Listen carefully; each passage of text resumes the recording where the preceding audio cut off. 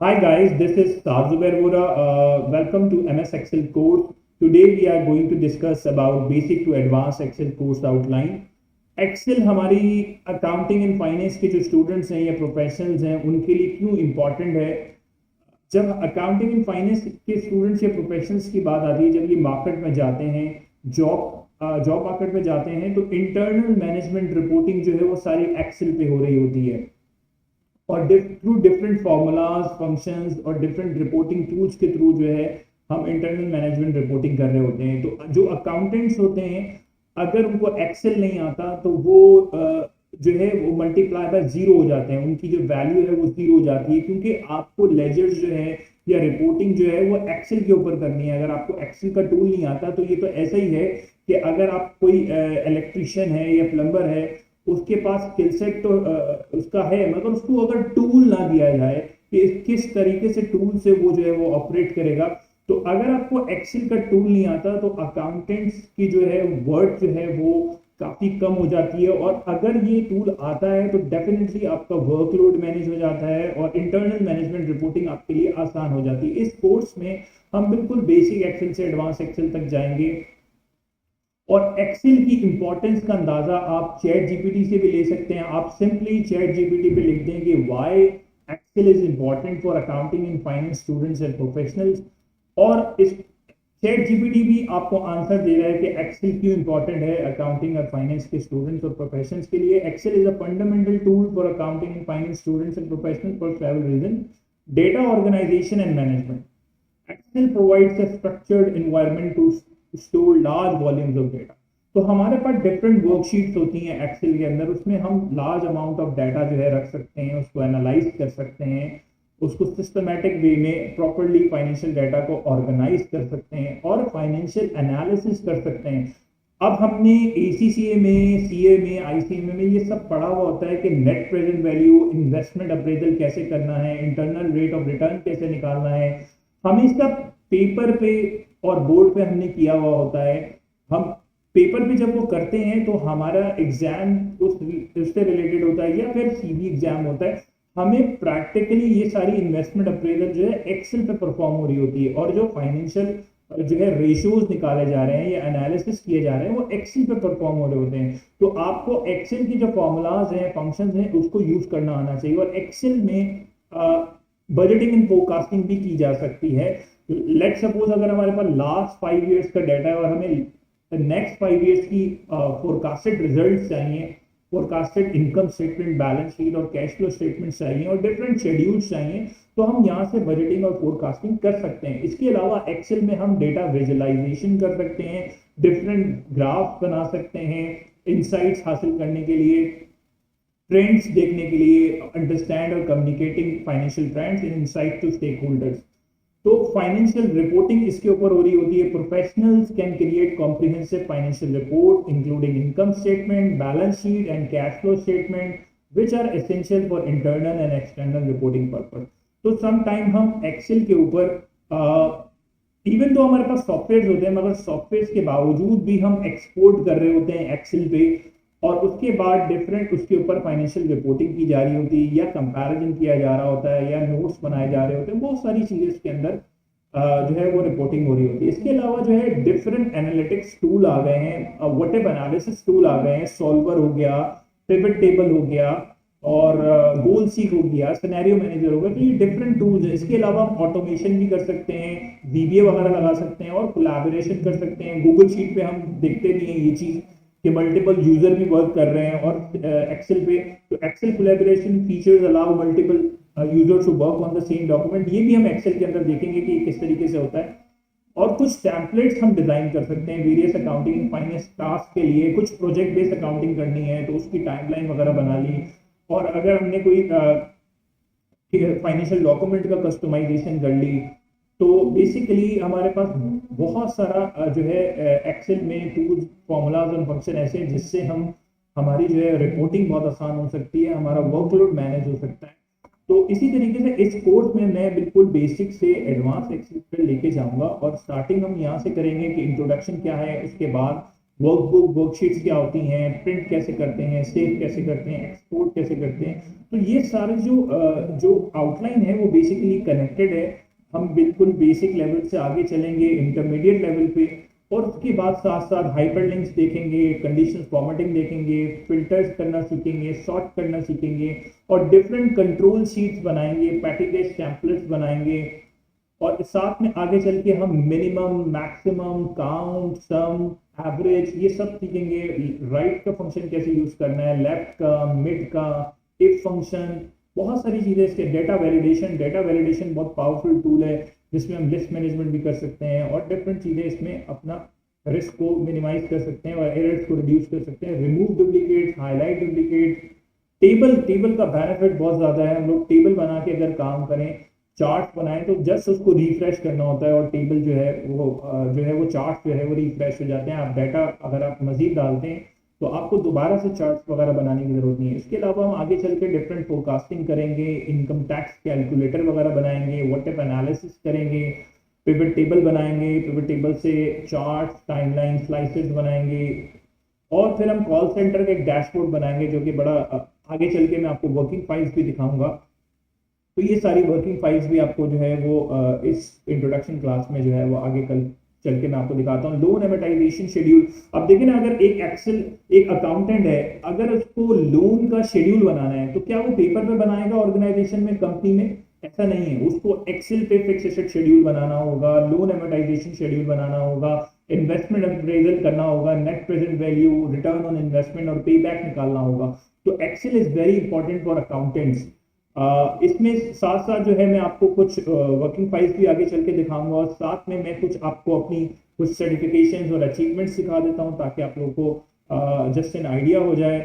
मैं basically I am a faculty member of Mirchawala Hub of Accountancy. I am income tax practitioner, FBR Federal Board of Revenue income income tax practitioner हूँ, और Microsoft certified trainer हूँ, और different मेरे पास जो है वो certifications हैं। आगे चल के मैं आपको दिखाता हूँ।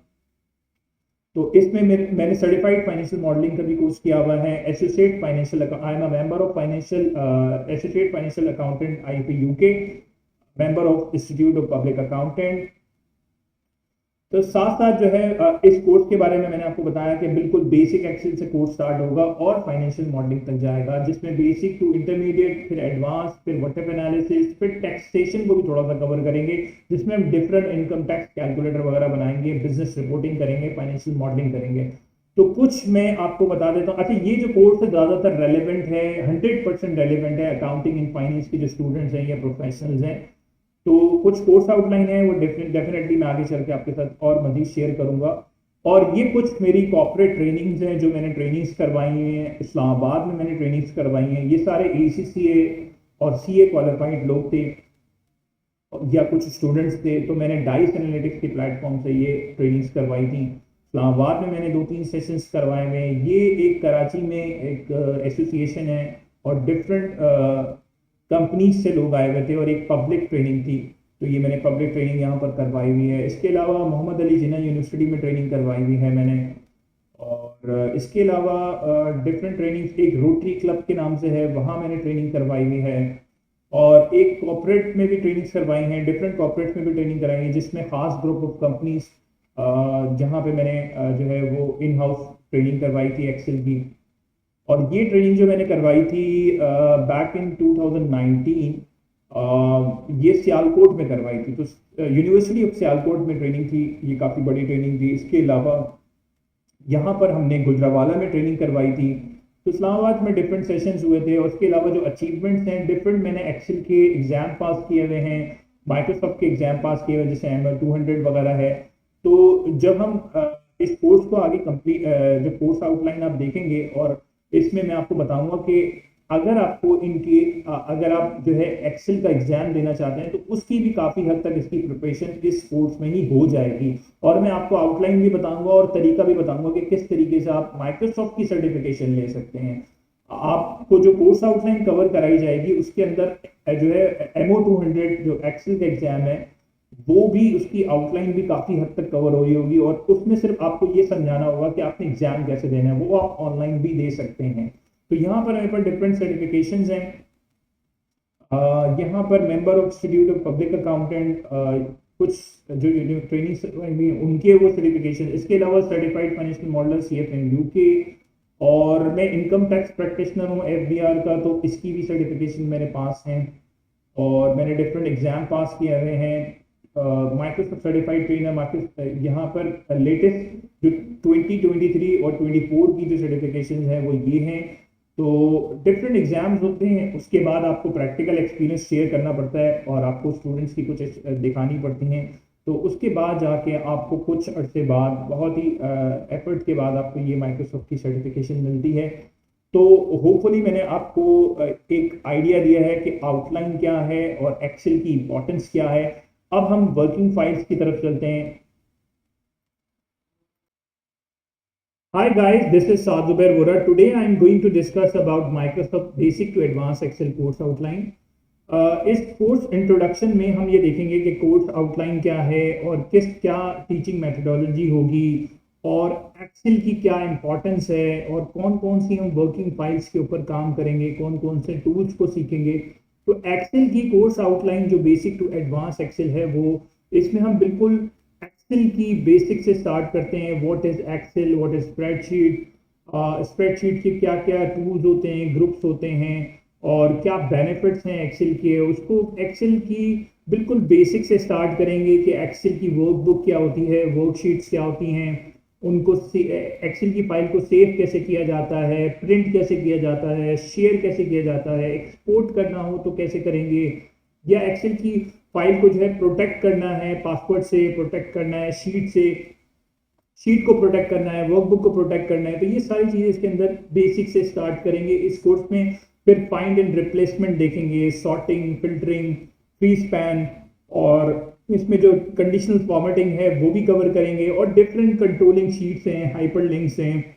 तो यहाँ बिल्कुल बेसिक लेवल से स्टार्ट करते हुए आगे जाएंगे, और कुछ टेम्पलेट्स भी डिजाइन करेंगे, जिससे मैं आपको बता देता हूँ यहाँ पर कि एक पैटी कैश का टेम्पलेट है, वो आपके साथ डिस्कस कर लेते हैं कि पैटी कैश के टेम्पलेट में बेसिकली हम यहाँ पे इस तरह डिजाइन किया है। ये कंट्रोल शीट है कि अगर आपने सेल्फ बैलेंसिंग फॉर्म पे चलना है, कैश को अगर आपने डेली बेसिस पे रिकंसाइल करना है, बैलेंस करना है, चेक करना है, और किन किन हेड्स में कितना एक्सपेंसेस हो रहे हैं, तो ये एक कंट्रोल शीट है।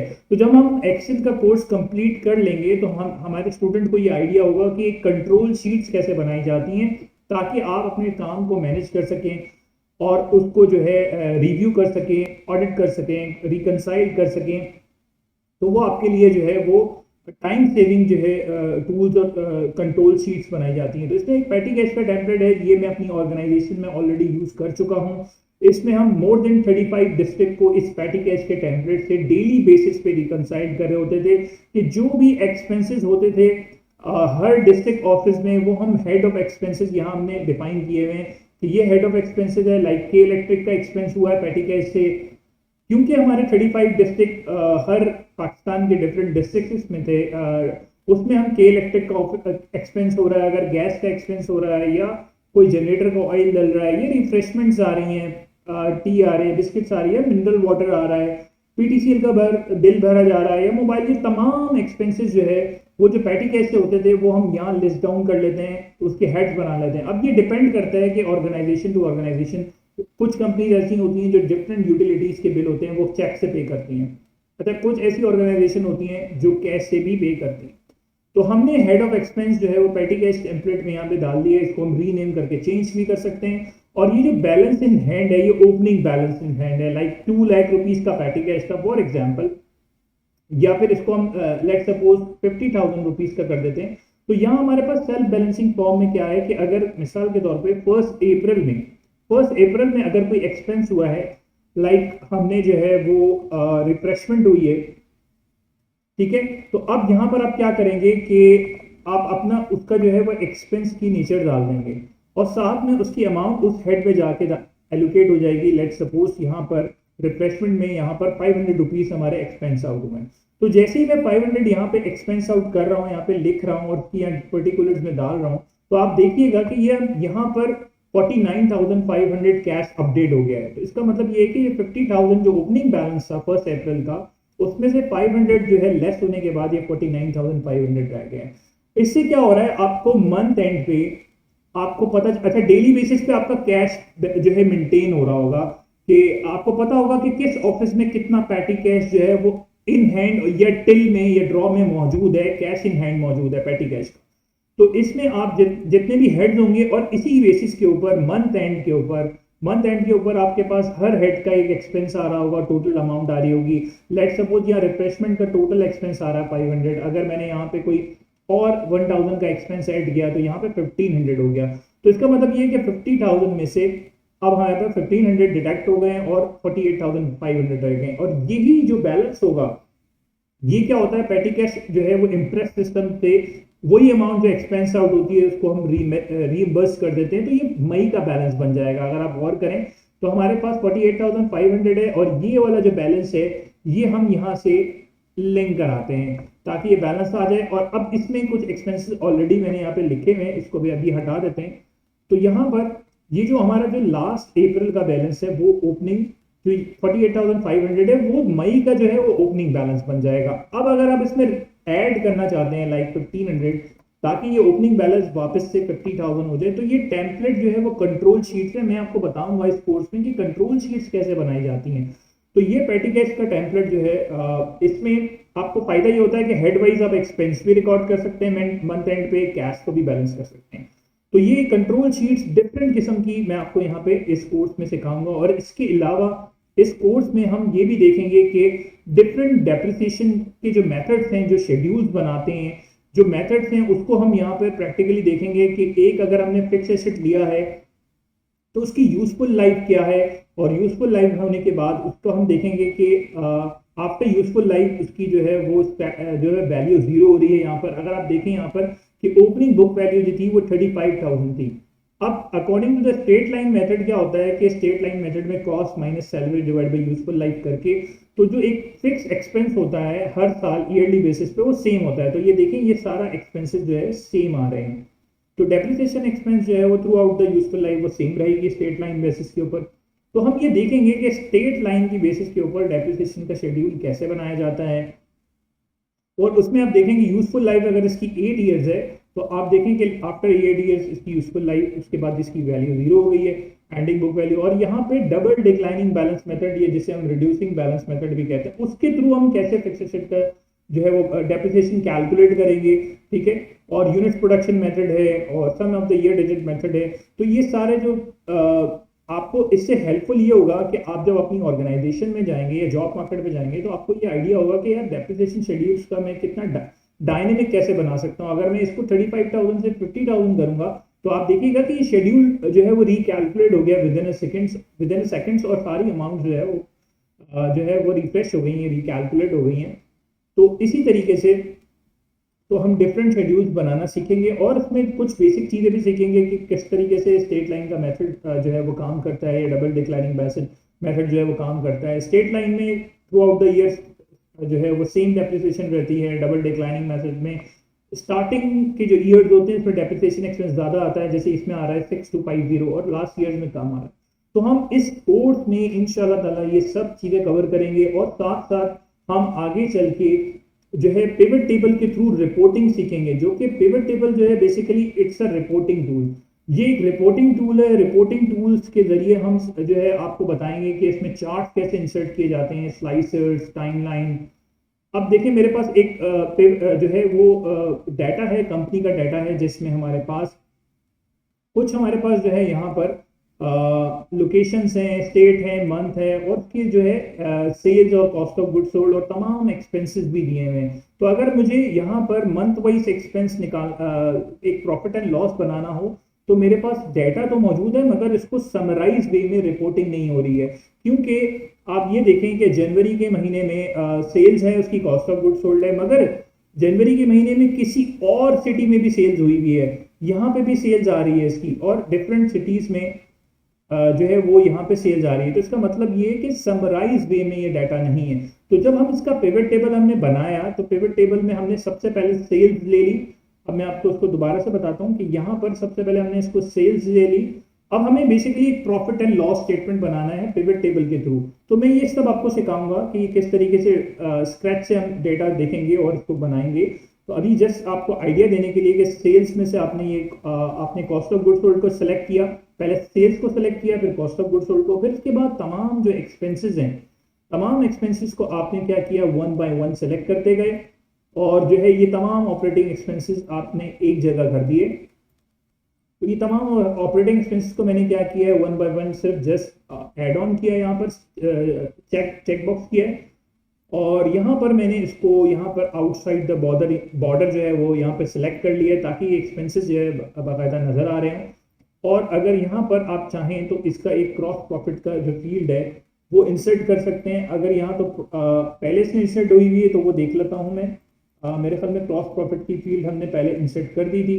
अब मैं यहाँ पर तमाम एक्सपेंसेस को जो है वो एड ऑन करता हूँ, यहाँ पे हटाता हूँ। उसके बाद आप देखिएगा कि मैं क्रॉस प्रॉफिट को लूंगा तो क्रॉस प्रॉफिट जो है बेसिकली एक कैलकुलेटेड फिगर आ जाएगी यहाँ पर। तो यहाँ पर लेट सपोज यहाँ पे मैंने क्रॉस प्रॉफिट पे चेक लगाया तो आप देखिएगा कि ये सेल्स में से क्या हो रहा है, cost of goods sold minus हो रही है, ठीक है, और उसके बाद क्रॉस प्रॉफिट आ रहा है। तो अब आपने तमाम एक्सपेंसेस को ऐड ऑन कर लिया। तो यहाँ पर हम तमाम एक्सपेंसेस को जब ऐड ऑन करेंगे तो वो वन बाय वन नीचे आते रहेंगे। आप चेक बॉक्स लगाते हैं, इसमें टिक लगा दें, तमाम एक्सपेंसेस को मैंने ऐड इन कर लिया है। और यहाँ पर मैंने एक आउटसाइड द बॉर्डर इशू कर दिया, जो है वो बॉर्डर सेलेक्ट कर लिया। इससे क्या होगा कि हमें पता होगा कि हमारे एक्सपेंसेस हैं और इसको भी मैंने जो है वो टॉप बॉर्डर कर दिया, एक कैलकुलेटेड फिगर लगेगी इससे। तो लास्ट में हमारे पास टोटल ऑपरेटिंग एक्सपेंसेस आएंगे। टोटल ऑपरेटिंग एक्सपेंसेस का भी यहाँ पर हमने पहले से बनाया है, हालांकि एक कैलकुलेटेड फिगर है, ये हमने फील्ड इंसर्ट की हुई है। तो फील्ड इंसर्ट जो है वो बेसिकली यहाँ से होती है, फील्ड आइटम्स एंड सेट से। तो मैं जब डिटेल आपको कोर्स कराऊंगा तो वन बाय वन सारी चीजें डिस्कस करेंगे। तो अभी जनरल आइडिया के लिए कि पिवट टेबल के थ्रू रिपोर्टिंग कितनी स्ट्रांग हो सकती है। पिवट टेबल के थ्रू जो है हम ऑपरेटिंग एक्सपेंसेस मैंने यहाँ पे ले ली हैं। अब मुझे सिर्फ नेट प्रॉफिट चाहिए, तो नेट प्रॉफिट की फिगर भी यहाँ से आपके पास यहाँ पे कैलकुलेटेड फिगर है। अब यहाँ पर आप इसको भी टॉप बॉर्डर कर दें। अच्छा, अब हमारे पास पूरा प्रॉफिट एंड लॉस स्टेटमेंट तैयार हो गए हैं, मगर अभी भी कहीं ना कहीं मिसिंग ये है हमारे पास कि एक तो ये कि sum of the sale, sum of the cost of goods sold, इसको आप रिप्लेस करना चाहें तो इस तरह कर सकते हैं कि सम ऑफ लिखें जैसे यहाँ पे लिखा हुआ है और इसको आप रिप्लेस कर दें एक स्पेस से। मैंने क्या किया, एक स्पेस दे दिया और रिप्लेस ऑल कर दिया। तो ये जो है 10 रिप्लेसमेंट हो गई है। वो जो लिखा हुआ आ रहा था सम ऑफ, तो वो बाय डिफॉल्ट लिखा हुआ आ रहा था पिवट टेबल की फील्ड में, तो हमने उसको रिप्लेस कर दिया वन स्पेस से। वन स्पेस नजर नहीं आ रहा, तो यहाँ पर आपके पास आप चाहें तो इसको थोड़ा सा प्रेजेंटेबल बना दें। ये आपने प्रेजेंटेबल बना दिए थोड़ा सा कि जो कैलकुलेटेड फिगर्स हैं या इंपॉर्टेंट फिगर्स हैं वो आपने हाईलाइट कर दिए हैं।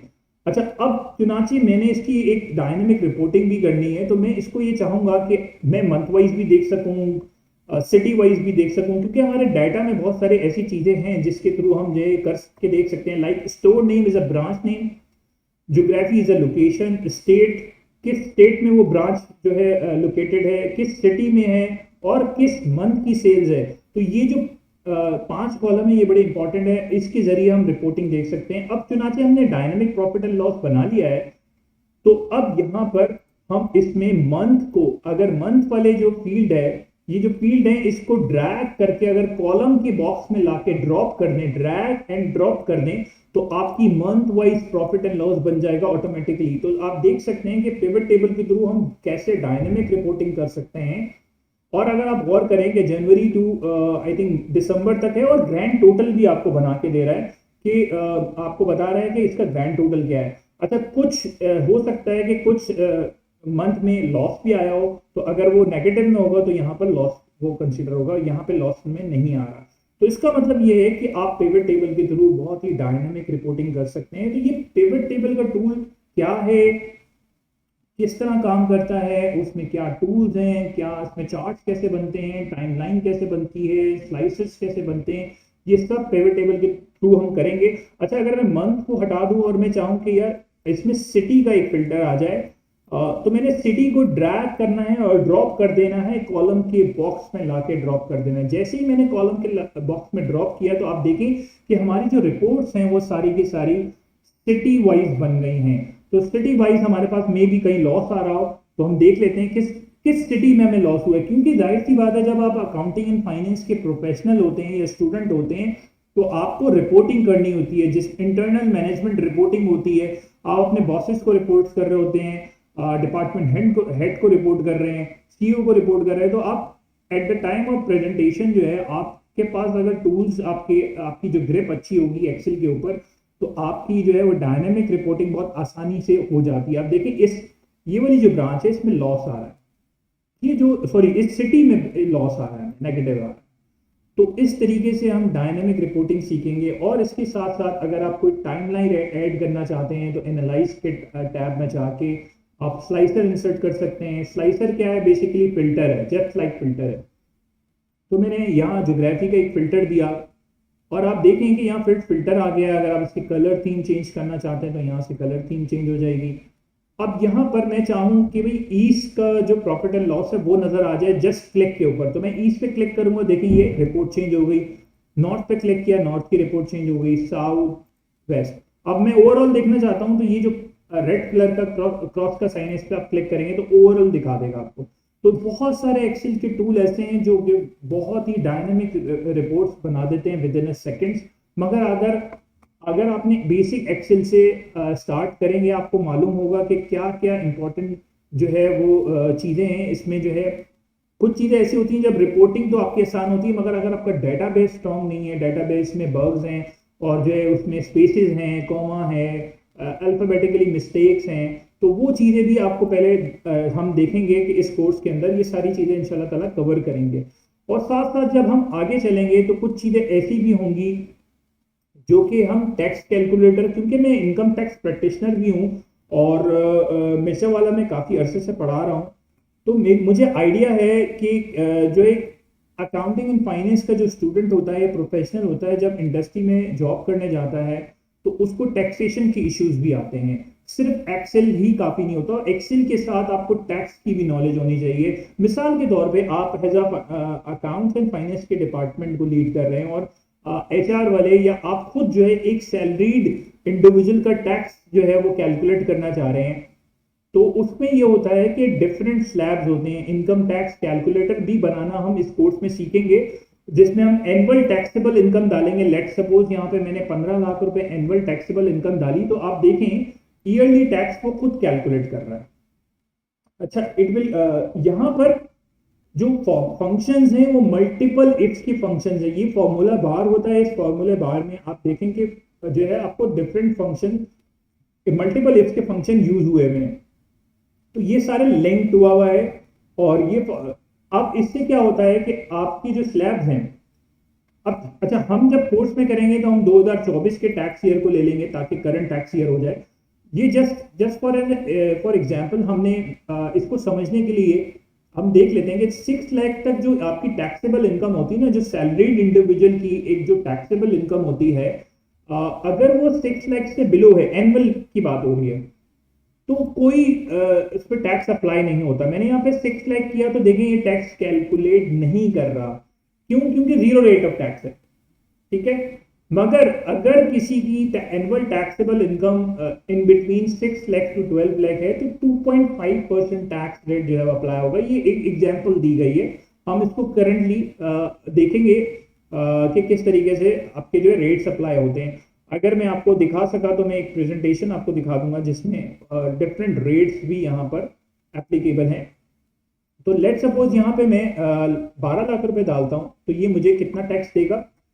ये तकरीबन जो है 15,000 रुपए का टैक्स बना रहा है। अच्छा, ये है ईयरली टैक्स। डेफिनेटली आप इसको पर मंथ की बेसिस पे करेंगे तो ईयरली टैक्स डिवाइडेड बाई 12, तो ये पर मंथ का टैक्स आ जाएगा। अब होता क्या है कि एक सैलरीड इंडिविजुअल का जो है वो पर मंथ की बेसिस के ऊपर टैक्स कट रहा होता है, मगर जो कैलकुलेशन है वो एनुअल टैक्सेबल इनकम देखेंगे उसकी और वो किस स्लैब में फॉल कर रहा है, देन उसका रेट ऑफ टैक्स डिफाइंड होगा कि क्या टैक्स होगा।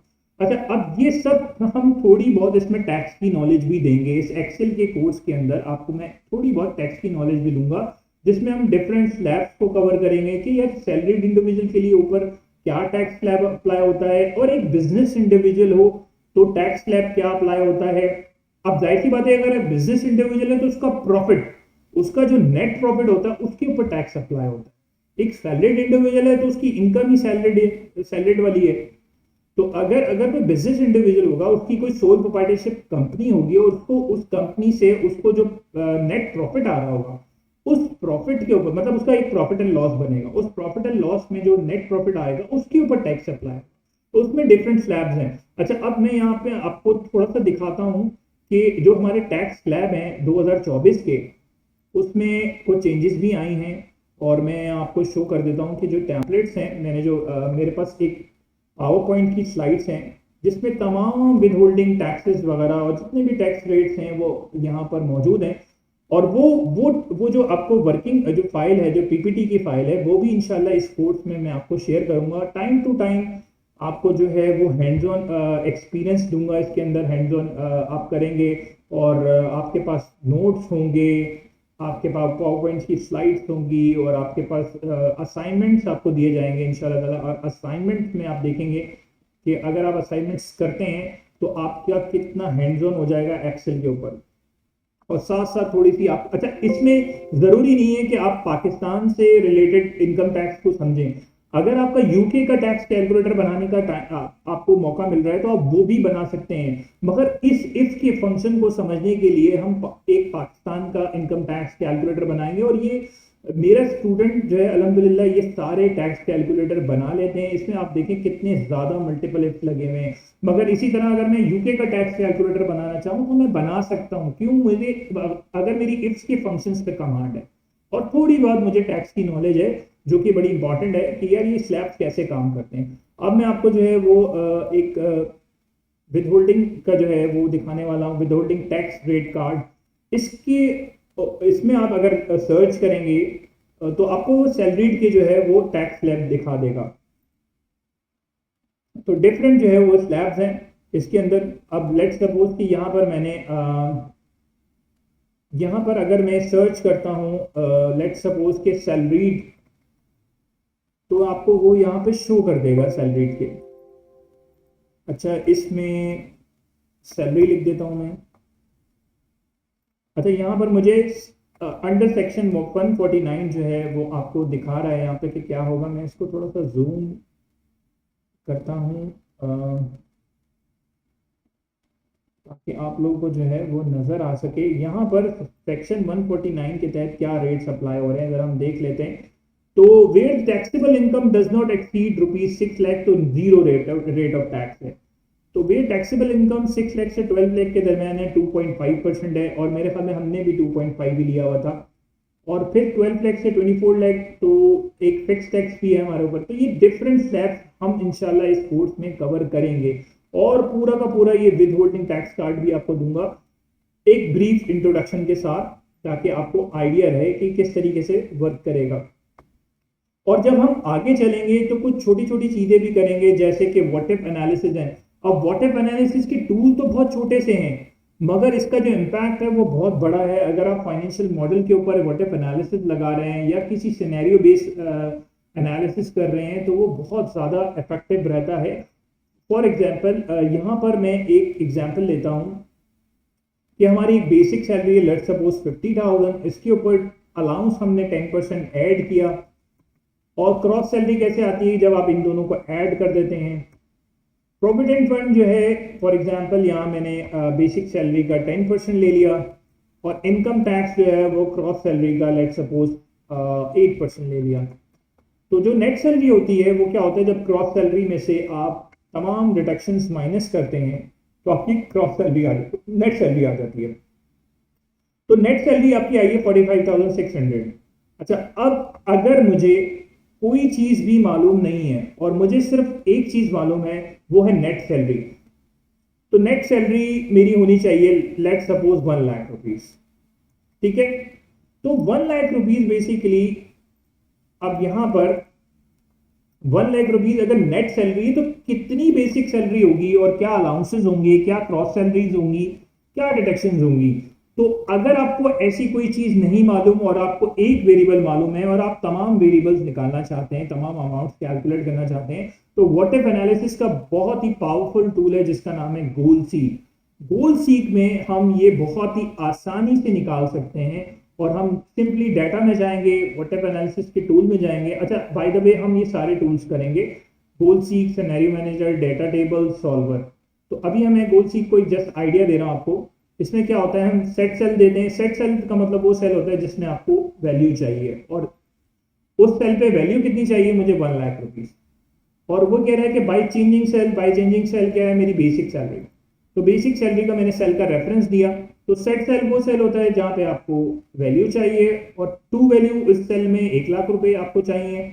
और चेंजिंग सेल जहां से स्ट्रक्चर स्टार्ट हो रहा है, इसको जस्ट मैं ओके करूंगा तो आप देखेंगे कि with in a few seconds पूरा व्हाट एफ एनालिसिस का टूल वर्क करेगा, और इसको फॉरवर्ड वर्किंग, रिवर्स वर्किंग और पूरी कैलकुलेशन आपको रिकैलकुलेट करके देखेगा, करके देगा आपको। यहां से मैं थोड़ा सा आपको ओके करता हूं, तो आप देखिएगा, गौर कीजिएगा कि किस तरीके से रिकैलकुलेट करके आपको फिगर्स लेकर आ विद इन अ सेकेंड्स आपको बता रहा है कि अगर इसकी बेसिक सैलरी 109,649 होगी तो इसकी नेट सैलरी 1 लाख रुपए बनेगी। तो ये पूरी की पूरी कैलकुलेशन आपको करके दे रहा है विद इन अ सेकेंड। अब आप सोचें कि अगर ये वाला टूल आपको फाइनेंशियल मॉडल के ऊपर लगाना आ गया, फाइनेंशियल मॉडल के ऊपर लगाना आ गया, और फाइनेंशियल मॉडल आपको बनाना आ गया कि कनेक्टेड कैसे करना है, लिंक कैसे करना है इसको, तो आप सोचें कि आप कितने पावरफुल एनालिसिस कर सकते हैं इस टूल के जरिए। अब ये टूल तो बहुत छोटा सा है, मगर इसकी जो इम्पैक्ट है वो बहुत बड़ा है। तो इसी तरह हम डिफरेंट टूल्स भी करेंगे इंशाल्लाह ताला। Scenario manager, scenario manager basically ये होता है कि आप डिफरेंट सिनेरियोज में अपने रिजल्ट को देखना चाहते हैं। अगर बेस्ट केस हो तो क्या प्रॉफिटेबिलिटी होगी, अगर वर्स्ट केस हो तो प्रॉफिटेबिलिटी क्या होगी, और अगर रियलिस्टिक सिनेरियो हो तो क्या प्रॉफिटेबिलिटी होगी। तो डिफरेंट सिनेरियो में, इसमें सिनेरियो बेस्ड एनालिसिस करना चाहते हैं, देखना चाहते हैं, तो वो आप देख सकते हैं, बहुत ही आसानी से मैनेज कर सकते हैं। डाटा टेबल भी रॉज एंड कॉलम्स की बेसिस पे आप जो है वो एक प्रॉफिट जो है निकाल सकते हैं, और डिफरेंट इस पे एक एनालिसिस मॉडल भी बना के देखेंगे। और सॉल्वर एक बहुत ही पावरफुल टूल है। इसमें अगर आप लीनियर रिग्रेशन, आपको याद हो कि आपने एक लीनियर रिग्रेशन पढ़ी थी, तो वो उसमें क्या होता है, कॉन्स्टेंट्स होते हैं, लिमिटेशंस होती हैं, और आपको प्रॉफिट मैक्सिमाइजेशन करनी होती है। तो कुछ वेरिएबल्स होते हैं, उसको लेते हुए हम देखते हैं कि कहाँ पे कि क्या प्रॉफिट मैक्सिमाइजेशन हो सकती है कॉन्स्टेंट्स को पूरा करते हुए।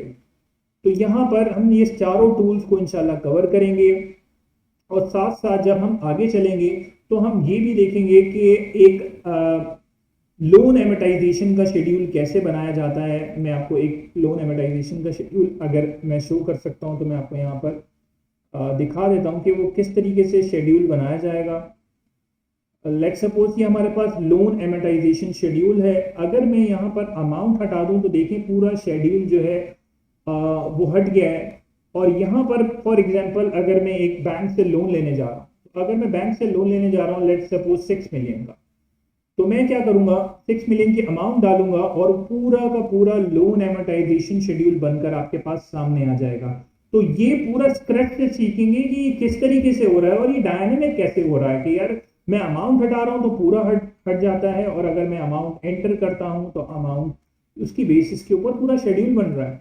तो इसकी लाइफ जो थी वो 5 ईयर्स थी, और जो इसका इंटरेस्ट रेट था 12%। तो बैंक से हम लोन लेने जा रहे हैं 7.5 मिलियन का, जिसकी लाइफ है 5 ईयर्स और 12% इंटरेस्ट रेट है। इंस्टॉलमेंट बन रही है तकरीबन हर साल जो है वो 2 मिलियन की इंस्टॉलमेंट बन रही है। अच्छा, उसमें हम ये भी देखेंगे कि इसका इम्पैक्ट कैसे लिया जाता है।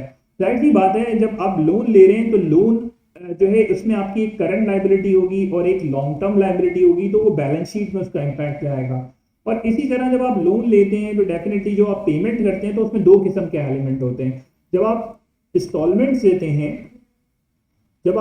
देते हैं तो उसमें दो किस्म के एलिमेंट होते हैं, एक है इंटरेस्ट और एक होता है प्रिंसिपल।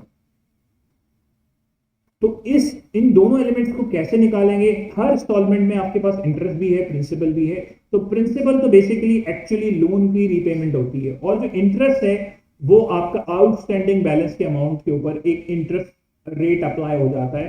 ठीक है, तो इंटरेस्ट एक्सपेंस जो है वो पीएनएल में जाता है, तो उसका इंपैक्ट कहां जाएगा, पीएनएल में जाएगा। और ये किस तरह डायनेमिक हो रहा है हम पूरा इस कोर्स में इंशाल्लाह कवर करेंगे कि आपने डायनेमिक रिपोर्टिंग कैसे करनी है। बेसिक टू एडवांस एक्सेल के कोर्स में हम डायनेमिक रिपोर्टिंग को पूरा कवर करेंगे कि किस तरीके से आप अपनी रिपोर्टिंग और कंट्रोल शीट्स बना सकते हैं, रिपोर्टिंग कर सकते हैं और अब आप ये देखिएगा कि इसका इम्पैक्ट कहाँ जाएगा, ये भी हम देखेंगे। अच्छा, फर्स्ट ईयर में कैश का इनफ्लो हुआ होगा, बैंक से लोन लिया तो डेफिनेटली हमारे पास एक इनफ्लो हुआ होगा, वो इनफ्लो कैश फ्लो स्टेटमेंट में जाएगा। तो हम उस इनफ्लो को भी रिकॉर्ड करेंगे और कैश फ्लो स्टेटमेंट में डालेंगे, और इंटरेस्ट को पीएनएल में डालेंगे, और जो आपकी बैलेंस शीट की लायबिलिटी होगी वो लॉन्ग टर्म लायबिलिटी और करंट लायबिलिटी आपको वहां पे शो करनी होगी।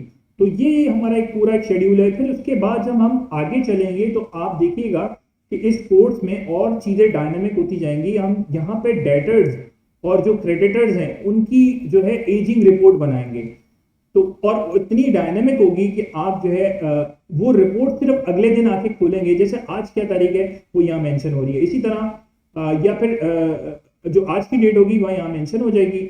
और इसी तरीके से हम यहाँ एक डेटर्स की और क्रेडिटर्स की एजिंग बनाएंगे, और यहाँ पर देखेंगे कि यार कौन सी इनवॉइसेज हैं जो ड्यूज हैं 30 डेज के अंदर और 60 डेज के अंदर। तो अच्छा, ये किस तरीके से होता है, ये इफ एंड के फंक्शन से होता है। तो इफ एंड के फंक्शंस को भी हम कवर करेंगे, पूरी डेटर्स की एजिंग रिपोर्ट, क्रेडिटर्स की एजिंग रिपोर्ट, और डायनेमिक करने की कोशिश करेंगे इसमें कि डायनेमिक हमारी रिपोर्टिंग हो सके। तो लास्ट में इसमें बहुत सारी चीज़ें और भी एडिशनल चीज़ें हैं, मैं आपको यहाँ पे शो कर देता हूँ कि यहाँ पर हम सिनेरियो बेस जो है वो भी सिनेरियो बेस भी, जहाँ पे जो हमने सिनेरियो मॉडल देखा था वो भी हम यहाँ पे बेस्ट केस में क्या रिजल्ट आ रहा है, वर्स्ट केस में क्या आ रहा है, रियलिस्टिक में क्या आ रहा है, तो वो भी इंशाल्लाह ताला इसके अंदर कवर करेंगे। और थोड़ा बहुत मैक्रोस का भी जो है पोर्शन कवर किया जाएगा। लेट सपोज मैं एक लोन कैलकुलेटर बनाना चाह रहा हूँ कार का, तो आप देखिएगा कि मैं जब इस टोयोटा के बॉक्स पे क्लिक करूंगा, नाम पे क्लिक करूंगा, तो वो ये जो 15 लाख रुपए इसकी प्राइस है उसके बेसिस के ऊपर पेमेंट निकाल के लेकर आ जाएगा, जिसमें इंटरेस्ट रेट भी मेंशन है और नंबर ऑफ ईयर्स भी मेंशन है, बेसिकली नंबर ऑफ मंथ्स में आ जाएगा। ठीक है, तो यहाँ पर मैंने टोयोटा पे क्लिक किया तो टोयोटा का आ गया, सुजुकी पे क्लिक किया तो सुजुकी का आ गया। तो इसका मतलब इसके पीछे जो है वो एक छोटा सा मैक्रो लगा हुआ है, वो जो है वो भी इंशाल्लाह हम इस कोर्स में कंप्लीट कवर करेंगे। और साथ साथ इसमें हमारे पास जो नेट प्रेजेंट वैल्यू निकालना, आपको किस तरीके से निकालते हैं नेट प्रेजेंट वैल्यू, और इसके अलावा जो रिटर्न ऑन इन्वेस्टमेंट है, रिटर्न ऑन इन्वेस्टमेंट कैसे निकालेंगे। तो ये जो नेट प्रेजेंट वैल्यू है, स्टार्ट ऑफ द ईयर अगर किसी प्रोजेक्ट में आप इन्वेस्ट कर रहे हैं तो डिस्काउंट फैक्टर कैसे निकाला जाएगा, ये डिस्काउंट फैक्टर का फॉर्मूला है। डिस्काउंट रेट अगर 10% है तो अनडिस्काउंटेड कैश फ्लोज हैं, फिर उनकी प्रेजेंट वैल्यू हमने कैलकुलेट की, और फिर उसके बाद नेट प्रेजेंट वैल्यू कैलकुलेट की। तो यहाँ पर हमारे पास अगर start of the year project है तो किस तरीके से हम एनपीवी कैलकुलेट करेंगे और रिटर्न ऑन इन्वेस्टमेंट कैलकुलेट करेंगे, और लास्ट में हमारे पास पे बैक का पीरियड भी देखना बहुत जरूरी होता है। क्योंकि अगर आपके पास दो प्रोजेक्ट हैं, प्रोजेक्ट ए है और प्रोजेक्ट बी है, और आपने कंपैरिजन करना है, तो आपके पास आप किसी एक में इन्वेस्टमेंट करना चाह रहे हैं और करेंगे, तो आप फिर क्या करते हैं, उन दोनों प्रोजेक्ट्स का कंपैरिजन करते हैं कि यार on the basis of NPV, ROI and पे बैक कौन सा प्रोजेक्ट जो है हमारे लिए ज्यादा फिजिबल है। तो अच्छा, इसमें और भी चीजें, कुछ फैक्टर्स और भी होते हैं जो देखे जाते हैं। मिसाल के तौर पे अगर कैश फ्लो का प्रॉब्लम है कंपनी को, मगर तो उसको एक प्रोजेक्ट में रिटर्न ऑन इन्वेस्टमेंट ज्यादा है और दूसरे प्रोजेक्ट में जो है पे बैक जो है वो जल्दी हो रहा है, और उसमें मगर रिटर्न ऑन इन्वेस्टमेंट कम है, तो देखा जाता है कि कंपैरिजन किया जाता है on the basis of NPV, ROI and पे बैक। तो अच्छा, अगर हम ये भी चेक करेंगे कि अगर at the end of the year investment है तो क्या कैश फ्लोज होंगे हमारे, तो यहाँ पर नेट प्रेजेंट वैल्यू भी निकाली जाएगी, और किस तरीके से हमने इसको शेड्यूलिंग करनी है, किस तरीके से जो है हमने, इसी तरह आईआरआर निकालना है आपने, तो यहाँ पर आपके पास आईआरआर निकालना सीखेंगे। बॉन्ड यील्ड है, बॉन्ड यील्ड निकालना सीखेंगे। यील्ड का फंक्शन हमारे पास एक्सेल में होता है, ये देखें यील्ड का फंक्शन, तो ये यील्ड का फंक्शन सीखेंगे कि किस तरीके से काम करता है ये। तो बहुत सारी चीज़ें जो है वो सीखने को हैं। इसके अलावा लास्ट में हम जो है कवर करेंगे, एक फाइनेंशियल मॉडल बनाएंगे जिसमें हम 3 स्टेटमेंट फाइनेंशियल मॉडल बनाएंगे। और जो मैंने लास्ट एक सऊदीया का एक प्रोजेक्ट भी किया हुआ है, तो वहाँ पर इस प्रोजेक्ट को हम देखेंगे कि किस तरीके से ये प्रोजेक्ट जो है मैंने यहाँ फ्रीलांसिंग में किया था। उसमें हमारे पास कुछ हिस्टोरिकल डाटा था जिसकी बेसिस के ऊपर अगले 5 साल को फोरकास्ट करना था। हमारी अजम्पशंस एक जगह थी, और उसके बाद हमारी इनकम स्टेटमेंट हमने यहाँ पे लिस्ट डाउन की, और उसके बाद बैलेंस शीट किया, लिस्ट डाउन किया, उसके बाद फिर हमने कैश फ्लो स्टेटमेंट किया। तो फिर उसके बाद डिफरेंट वर्किंग शीट्स थी इसकी, शेड्यूल्स वगैरह हमारे पास, सेलिंग एंड डिस्ट्रीब्यूशन का शेड्यूल था, जनरल एंड एडमिनिस्ट्रेटिव एक्सपेंसेस। तो ये बहुत ही डिटेल जो है एक फाइनेंशियल मॉडल था, और आप इस तरह के प्रोजेक्ट्स भी बना सकते हैं, ठीक है। और इससे भी आप फ्रीलांसिंग अपॉर्चुनिटीज अपने लिए जो है वो इंक्रीज कर सकते हैं। और इसके बाद हम एक 3 स्टेटमेंट कंप्लीट मॉडल बना के देखेंगे, जिसमें बिल्कुल स्क्रैच से बनाया जाएगा कि एक 2024 का अगर हमारे पास डाटा है और हमें 2024 से लेकर 2028 तक के हमें एक फाइनेंशियल मॉडल बनाना है और हमारे पास कोई प्रीवियस डेटा नहीं है, तो स्क्रैच से फाइनेंशियल मॉडल कैसे बनता है, अजम्पशन ली जाती हैं, इनपुट्स लिए जाते हैं, फिर उसके बाद इनकम स्टेटमेंट बनाई जाती है, और फिर उसके बाद बैलेंस शीट बनाई जाती है, फिर कैश फ्लो स्टेटमेंट है, पेरोल है, अगर पेरोल तो पेरोल की कैलकुलेशन वगैरह, फिक्स एसेट शेड्यूल है, और अगर लोन है तो लोन का शेड्यूल भी यहाँ पे कवर हो जाएगा। और बैलेंस शीट आपकी एंड में टैली होनी चाहिए, जैसे यहाँ पर टैली हो रही है, 31 आ रहा है यहाँ पे टोटल इक्विटी एंड लायबिलिटी, और ऊपर भी 31 आ रहा है, तो इसका मतलब बैलेंस शीट आपकी टैली होनी चाहिए। तो एक कंप्लीट फाइनेंशियल मॉडल भी बनाकर देखेंगे। तो ये जो कोर्स है, मैं अगेन रिपीट कर दूं कि बिल्कुल बेसिक लेवल से स्टार्ट होगा, देन एक एडवांस एक्सेल पर हम उसको लेकर जाएंगे, और ये 2 हिस्सों में होगा। बेसिक एक्सेल का कोर्स अलग होगा, एडवांस एक्सेल का कोर्स अलग होगा, आप दोनों ले सकते हैं। तो अब यहाँ पर हम एक चैट जीपीटी से भी मैंने पूछा है आज कि एक्सेल की इंपॉर्टेंस क्या है। तो आप चैट जीपीटी में भी अगर लिखेंगे और एक्सेल की इंपॉर्टेंस को जानना चाहेंगे, तो वो बता रहा है आपको कि एक्सेल एक एसेंशियल टूल है वेरियस फील्ड्स में। डाटा मैनेजमेंट एंड ऑर्गेनाइजेशन के लिए यहाँ पर हम कर सकते हैं, डाटा एनालिसिस कर सकते हैं, विजुअलाइजेशन कर सकते हैं, ऑटोमेशन कर सकते हैं, फाइनेंशियल मॉडलिंग कर सकते हैं, प्रोजेक्ट मैनेजमेंट। फिर लास्ट में मैंने इससे एक सवाल किया चैट जीपीटी से कि why it is important for accounting and finance student, ये अकाउंटिंग एंड फाइनेंस स्टूडेंट के लिए क्यों जरूरी है।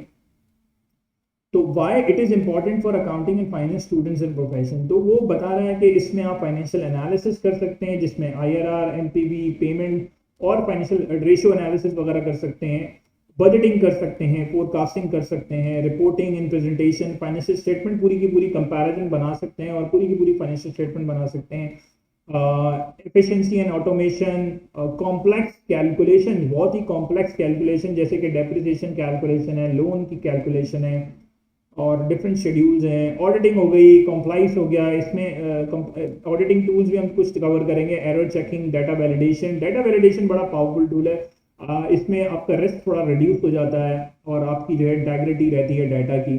सिनेरियो एंड सेंसिटिविटी एनालिसिस, जिसमें मैंने आपको बताया कि व्हाट इफ एनालिसिस है। तो आप खुद देख रहे हैं कि आप चैट जीपीटी से भी पूछेंगे कि एक्चुअली की इंपॉर्टेंस क्या है अकाउंटिंग एंड फाइनेंस के स्टूडेंट्स के लिए या प्रोफेशनल्स के लिए, तो वो चीज़ें आपको एक्सप्लेन करेगा इन डिटेल में कि क्या क्या आप इसके साथ कर सकते हैं। और साथ साथ जब आप किसी टूल को सीख रहे होते हैं तो उसकी थोड़ी बहुत रिसर्च कर लिया आपने, चैट जीपीटी पे लिख दिया कि ये मैं एक्सेल सीखने जा रहा हूँ, बेसिक एक्सेल का कोर्स करने जा रहा हूँ, तो मुझे जो है वो, और उसकी इंपॉर्टेंस क्या है, उसकी क्या डिमांड है, ये भी आप पूछ सकते हैं उसके अंदर। अब देखिए थोड़ा सा एक अदर पार्ट हम जाते हैं कि एक्सेल के कोर्स के करने के बाद आपको एक फ्रीलांसिंग अपॉर्चुनिटीज का डोर्स आपके लिए ओपन हो जाएंगे, क्योंकि आप अकाउंटिंग एंड फाइनेंस के स्टूडेंट हैं या प्रोफेशनल हैं, तो आपका अकाउंटिंग बैकग्राउंड है। अब आपको एक्सेल का बैक एजुकेशन मिल गई, इसका जो है स्किल सेट मिल गया, इसकी एक्सपीरियंस मिल गया, हैंड्स ऑन हो गया, तो आप अपवर्क पे, फाइवर पे, डिफरेंट फ्रीलांसिंग प्लेटफॉर्म्स पे जाकर आप जो है डिफरेंट प्लेटफॉर्म्स पे जाकर आप सर्च कर सकते हैं कि आप एक्सेल की जॉब ढूंढना चाहते हैं, ठीक है। तो आप यहाँ पर, जैसे अब यहाँ पर 18 आवर्स अगो जो है, बेसिकली मैं इसको रिफ्रेश कर लेता हूँ ताकि बिल्कुल लेटेस्ट आ जाए। अच्छा, यहाँ पर एक्सेल की जॉब्स कितनी है देखें, check out a sample of 4390 Excel jobs posted on Upwork. तो आप देख रहे हैं कि कितनी ज़्यादा सिर्फ अपवर्क पे जॉब्स हैं। तो मार्केट एनालिसिस करना है, Australian equity research team, starting में आपके लिए शायद थोड़ा मुश्किल हो, बाद आहिस्ता आहिस्ता एक्सपीरियंस के साथ आपको चीज़ें नज़र आना शुरू हो जाती हैं। ऐसा इसमें क्या कह रहा है, accounting and financial reporting automation. तो एक्सपर्ट लेवल का आपको यहाँ इनको जो चाहिए वो less than 30 hours per week. इसमें देखिए ये जो दुनिया से लोग जो है वो इस पे पोस्ट कर रहे होते हैं अपनी जॉब्स जो है। अब आपने वहाँ पे फ्रीलांसिंग करनी है, अब यहाँ पे इनको क्या चाहिए, we are seeking a highly skilled financial and accounting expert with a strong background in digital tools and extensive experience, ठीक है। अच्छा, इसमें प्राइस क्या रखी है इन्होंने, तकरीबन प्राइस इसमें शायद शो नहीं की, वो अलग से शो की होगी। रिट्रीव टू एक्सेल डॉक्यूमेंट्स, आपने कुछ डॉक्यूमेंट्स रिट्रीव करने, कह रहा है please help to retrieve to Excel document that I lost 3 months back. 3 months back कोई फाइल ये मिस कर गए होंगे, कोई जो है वो रिट्रीव नहीं हो पा रही होगी, तो आपको पता होना चाहिए कि किस तरीके से जो है वो ये सारी चीजें होती हैं। Patient reported outcomes, documentation analyst, तो ये सारी चीजें इसके अंदर आपके पास जॉब्स आ रही होती हैं एक्सेल की। ठीक है, अब इसके अंदर बहुत सारी आप सर्च करते जाएंगे तो आपको नजर आता जाएगा कि एक्सेल से रिलेटेड कितनी जॉब्स हैं, जो आपको बाकायदा अगर आप यहाँ सर्च करें स्प्रेडशीट जॉब्स में, इनकी इस कैटेगरी में जाएं तो आपको वो बताएगा कि Excel strategic project status tracker, ये बहुत अच्छी जॉब होती हैं इस तरह की। आपको क्या करना होता है, एक प्रोजेक्ट बनाया, उसमें ट्रैकर वगैरह ऐड करते हैं लोग। Looking for experts in Microsoft Excel, $1000, basically आपसे कोई कंसल्टेंसी करवाएंगे, कोई फाइनेंशियल मॉडल वगैरह बनाएंगे। देख लीजिएगा अभी यहाँ पर, hello we are a boutique data consulting called spreadsheet, we specialise in helping people solve their. अच्छा, इसमें बहुत सारी चीज़ें होती हैं जो लोग पोस्ट कर रहे होते हैं। एक्सपीरियंस एग्जीक्यूटिव असिस्टेंट, ठीक है, तो यहाँ पर आप create a budget template spreadsheet for online course, ये बहुत आसान है, ये बना सकते हैं। और जो है ये इसमें ज़्यादा देखिए इंटरमीडिएट एक्सपीरियंस लेवल रिक्वायरमेंट है। तो इसका मतलब ये है कि जब आप एक्सेल का कोर्स कर लेंगे तो आपके पास एक अकाउंटिंग एंड फाइनेंस का बैकग्राउंड भी होगा प्लस स्किल सेट भी होगा, तो आप मार्केट में आप फ्रीलांसिंग अपॉर्चुनिटीज क्रिएट कर सकते हैं अपने लिए, और साथ में आप जॉब मार्केट में आपके लिए काफ़ी हेल्पफुल होता है। तो लास्ट में मैं बता इसमें, अच्छा इस कोर्स में थोड़ा बहुत इन डिमांड स्किल जो कि गूगल शीट है वो भी थोड़ा सा कवर करेंगे। जैसे अगर ये मेरी गूगल ड्राइव है तो इसमें मैं न्यू पे क्लिक करूंगा तो आप देखिएगा मैं यहाँ पे गूगल शीट आ रही है, इस गूगल शीट को क्रिएट करेंगे। गूगल शीट का क्या फायदा है, अगर आप इंटरनेट पे हैं तो आप दुनिया के किसी भी कोने पे हैं, 2 लोग हैं, 3 लोग हैं, टीम है, वो at the same time real time के ऊपर अगर इस फाइल के ऊपर काम करना चाहते हैं, और अगर मैं यहाँ पे कुछ अपडेट करूँ तो उनके पास नजर आ रहा हो, वो अपडेट करें तो यहाँ नजर आ रहा हो, और हमारी ये जो फाइल है ये शेयर हो जाती है। तो अगर आप शेयर पे क्लिक करेंगे तो वो आपको, अच्छा पहले ये कह रहा है कि नाम आप दे दें, तो मैं यहाँ नाम दे देता हूँ। लेट सपोज ये हमारा कस्टमर का डेटा है,